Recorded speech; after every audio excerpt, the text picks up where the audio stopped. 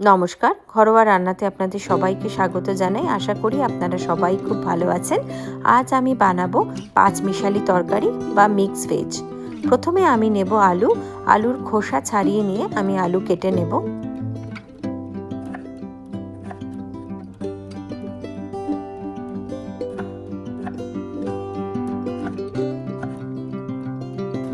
আলু কাটা হয়ে গেলে তারপর আমি নেব পটলের খোসাগুলো হালকা করে ছাড়িয়ে নিয়ে পটলগুলোকে আমি 4 টুকরো করে কেটে নেব।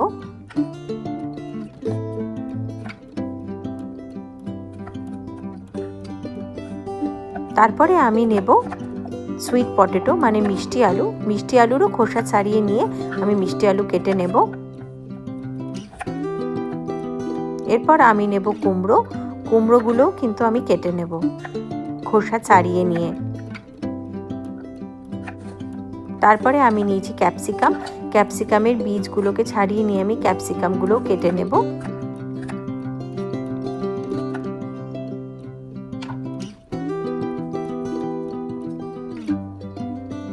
এরপরে আমি সজনে ডাঁটাগুলোকেও ছোট ছোট করে কেটে নেব।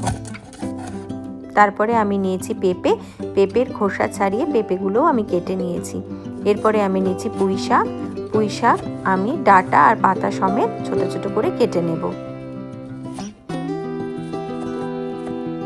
তারপরে আমি নেব টমেটোগুলো আমি কুচো কুচো করে কেটে নেব।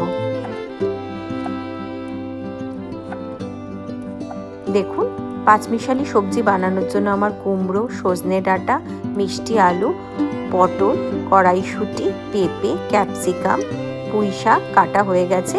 তারপরে আমি নিয়েছি কুচো করে রাখা টমেটো আর আলু আমি আগেই কেটে জলে ভিজিয়ে রেখেছি। এই সমস্ত কিছুই আমার পাঁচমিশালি তরকারি বানানোর জন্য লাগবে। এরপরে আমি নেব একটি বোলের মধ্যে গরম জল, তাতে দিয়ে দেব আমি হলুদ, জিরে গুঁড়ো আর ধনে গুঁড়ো। তারপরে আমি এটিকে ভালো করে নাড়িয়ে চাড়িয়ে একটি মশলার পেস্ট বানিয়ে নেব। এটি কিন্তু গরম জলে আমি বানিয়েছি।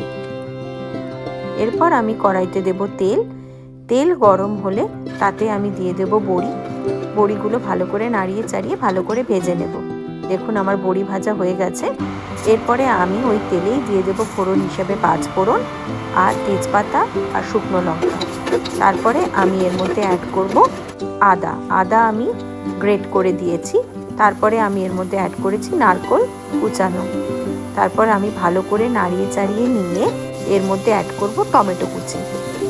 সমস্ত উপকরণটা একটু তেলে ভেজে নিয়ে এইবার আমি কড়াইতে দিয়ে দেব পাঁচমিশালি যে সবজিগুলো সব আমি কেটেছি সেই সমস্ত ভেজিটেবল।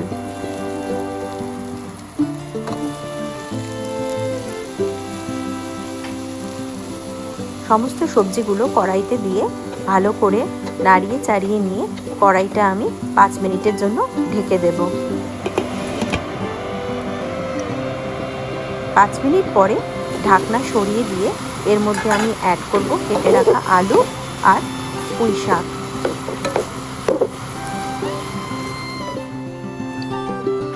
আলু আর পুঁই শাক অ্যাড করার পরে আমি একটু নাড়িয়ে চাড়িয়ে নিয়ে তার মধ্যে আমি দিয়ে দেব স্বাদ মতো নুন।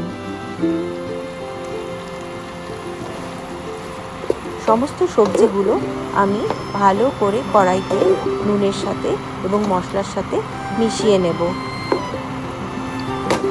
তারপর আমি কড়াইটার মধ্যে দিয়ে দেব যে মশলাটা আমি বানিয়েছি সেটি, মানে হলুদ, ধনে গুঁড়ো আর জিরে গুঁড়ো যে মশলাটি বানিয়েছি। এরপর ভালো করে কড়াইতে আমি মশলাটা নাড়িয়ে চাড়িয়ে নেব সবজিগুলোর সাথে। তারপরে আমি কড়াইটা ঢেকে দেব 7 থেকে 8 মিনিটের জন্য, যাতে সবজিগুলো ভালোভাবে ভাজা ভাজা হয়ে যায় এবং মশলার মধ্যে মিশে যায়। এরপর ঢাকনা সরিয়ে আমি তার মধ্যে দিয়ে দেব 3 থেকে 4টি কাঁচা লঙ্কা। তারপর আমি অ্যাড করব সামান্য জল। এরপর আমি কড়াইটা আবার 6 থেকে 7 মিনিটের জন্য ঢেকে রাখব।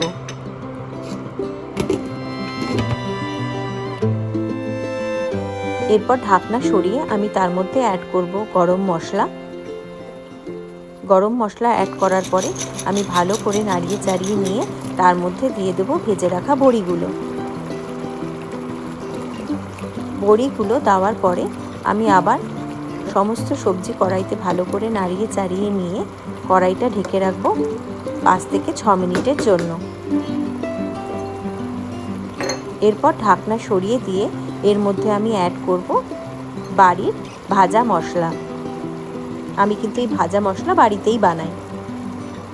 ভাজা মশলা অ্যাড করার পরে আমি আবার মিক্স ভেজটাকে মানে পাঁচমিশালি তরকারিটা ভালো করে নাড়িয়ে চাড়িয়ে নিয়ে কড়াইটা ঢেকে রাখবো। এরপর ঢাকনা সরিয়ে দিয়ে তার মধ্যে আমি অ্যাড করে দেব কোচানো ধনে পাতা এবং তারপরে গ্যাসটা আমি বন্ধ করে কড়াইটা ঢেকে দেব 5 মিনিটের জন্য, জাস্ট ফর কুকিং টাইম। এই দেখুন ঢাকনা সরালেই কিন্তু আমার তৈরি হয়ে গেছে মিক্স ভেজ মানে বাঙালির পাঁচমিশালি তরকারি। এবার আমি এটিকে একটি সার্ভিং বলে সার্ভ করে নেব।